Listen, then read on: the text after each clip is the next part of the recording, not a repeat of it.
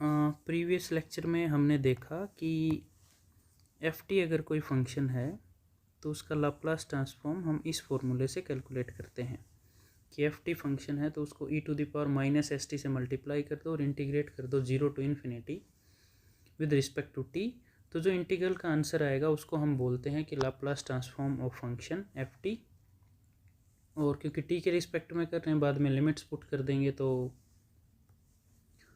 t के respect में integrate कर देंगे और ये लिमिट्स पुट करेंगे तो हमारे पास जो फंक्शन आएगा वो s का आ जाएगा। तो इसलिए हम इसको कैपिटल F ऑफ s से डिनोट करते हैं। और हमने एक लास्ट लेक्चर में इंपॉर्टेंट प्रॉपर्टी पढ़ी थी जिसको हम लीनियरिटी प्रॉपर्टी बोलते हैं लाप्लास ट्रांसफॉर्म को। So if we recall that linearity property, so in that linearity property we see that linear transform Laplace transform of aft plus bgt is equal to a time Laplace transform of f plus b time Laplace transform of g. So this was the linearity property of Laplace transform. फिर इस property का और इस definition का use करके हमने कुछ particular examples किए थे और मेनली जैसे क्वेश्चन नंबर 4 हमने डिस्कस किया था। बाकी क्वेश्चंस को आप ट्राई कर सकते हैं और कमेंट्स में बता सकते हैं अगर कोई डाउट आए तो।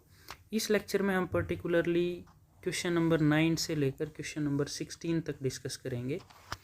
So let's first discuss question number 9। इन सारे क्वेश्चंस में जो की पॉइंट रहेगा हमारा वो ये रहेगा कि इन सारे फंक्शंस में हमें एक्चुअली ग्राफ गिवन है। तो गिवन ग्राफ से पहले हमें फंक्शन कंप्यूट करना पड़ेगा कि ये किस फंक्शन का ग्राफ गिवन है। फॉर एग्जांपल क्वेश्चन नंबर 9 में अगर हम देखें तो हमें ये इस तरीके का ग्राफ गिवन है।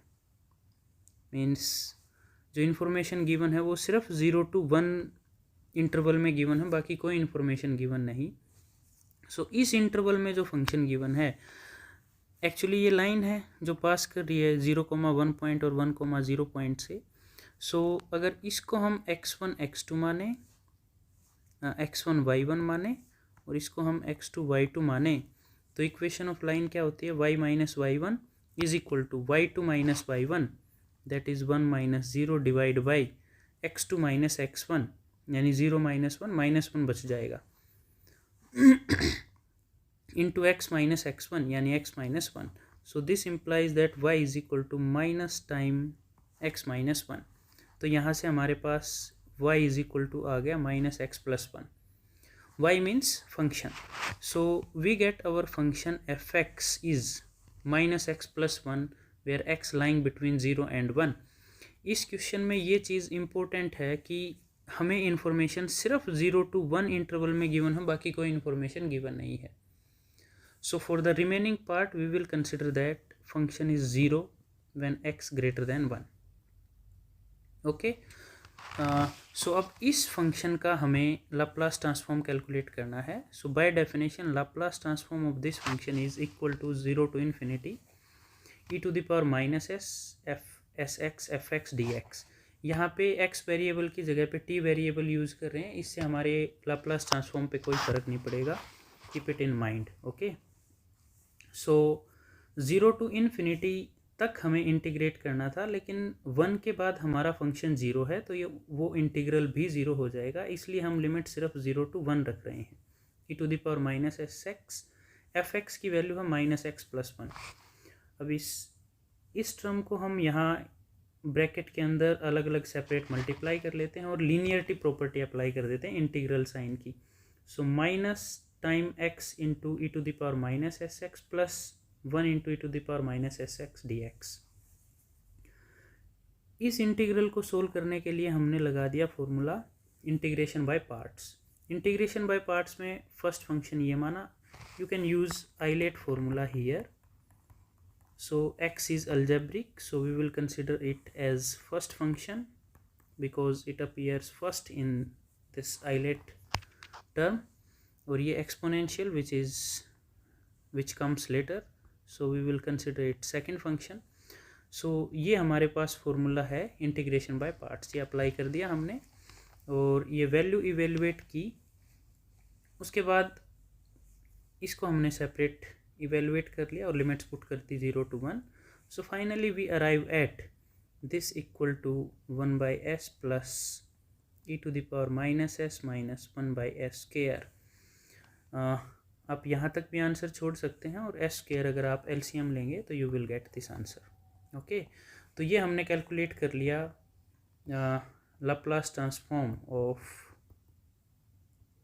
f, यानी जो फंक्शन हमें क्वेश्चन नंबर 9 में गिवन था. अब अगर और क्वेश्चन को आप देखें, जैसे 10 को आप खुद से ट्राई करना, 11 12 को भी आप खुद से ट्राई करना. जैसे 13th में 3 स्ट्रिप्स हमें गिवन है. रिमेंबर दैट इस लाइन का मीनिंग है कि 2 के बाद सारा फंक्शन 0 है. 0 से 1 इंटरवल पे वैल्यू 1 दी हुई है, 1 से 2 इंटरवल पे वैल्यू -1 दी हुई है, 2 से आगे वैल्यू 0 दी हुई है. तो 13 क्वेश्चन के लिए पहले हम इसका फंक्शन कंप्यूट करेंगे कि f(x) एक्चुअली गिवन क्या है, और उस f(x) के लिए हम लाप्लास ट्रांसफॉर्म की डेफिनेशन अप्लाई करेंगे. So to do question number 13,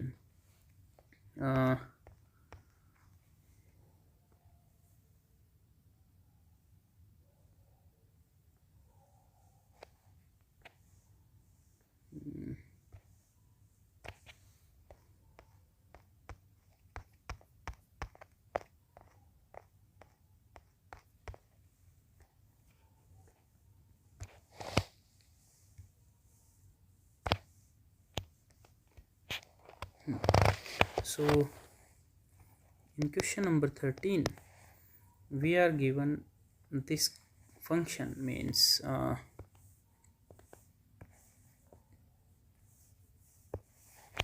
in question number 13 we are given this value at 1, and if this point is 2, then in this interval we are given this value, and from second onward we given this value. This is 1, this is -1, right? So इस function के लिए अगर हम f(x) compute करें तो यहाँ पे क्या गिवन है, 0 से लेकर 1 तक हमें जो वैल्यू गिवन है वो है 1. It means f(x) is 1 for x lying between 0 and 1. Similarly it is -1 from x1 to 2, and 2 और 2 के बाद 0 है, यानी when x greater than equal to 2. So question number 13 में जो हमें फंक्शन का ग्राफ गिवन है वो ये फंक्शन बनेगा, राइट? अब इस फंक्शन के लिए हमें लाप्लास ट्रांसफॉर्म इवेलुएट करना है. Now we apply definition. So Laplace of this function is 0 to infinity e to the power minus sx fx dx. अब यहाँ पे जो 0 to infinity इंटरवल है वो हमने 3 इंटरवल्स में ब्रेक कर रखा है. 0 to 1, union 1 to 2, union 2 to infinity. इन तीनों अलग इंटरवल्स में फंक्शन की ये 3 वैल्यूज़ हैं जिसको हम यूज़ करेंगे. तो इस इंटीग्रल को हम 3 इंटीग्रल्स में डिवाइड कर लेते हैं. 0 to 1 e to the power minus sx, और 0 to 1 में fx की वैल्यू क्या है, 1, plus next we have 1 to 2 जिसमें fx की वैल्यू -1 है, e to the power minus sx as it is है, dx, सॉरी यहाँ पे भी dx आएगा, plus 2 to infinity e to the power minus sx fx 0 given है, सो हमने 0 पुट कर दिया.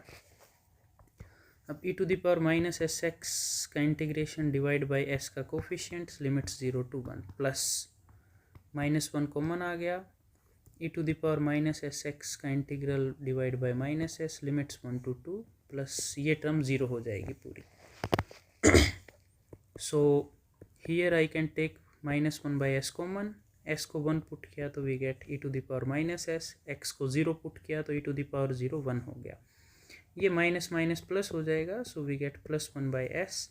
यहाँ पे x की वैल्यू 2 पुट की तो -2s, x की वैल्यू 1 पुट की तो e to the power minus s, so we get -1 by s e to the power minus s plus 1 by s plus 1 by s e to the power minus 2s minus 1 by s e to the power minus s. So if I take s common, then I get this is 1 from this term, e to the power minus 2s from this term, and e to the power minus s, e to the power minus s, ये बन गया minus 2 time e to the power minus s, twice of e to the power minus s. So ये आप देख सकते हो ये term actually 1 minus e to the power minus s का होल स्क्वायर है divide by s. So finally we get Laplace of this function is equal to 1 minus e to the power minus s square by s.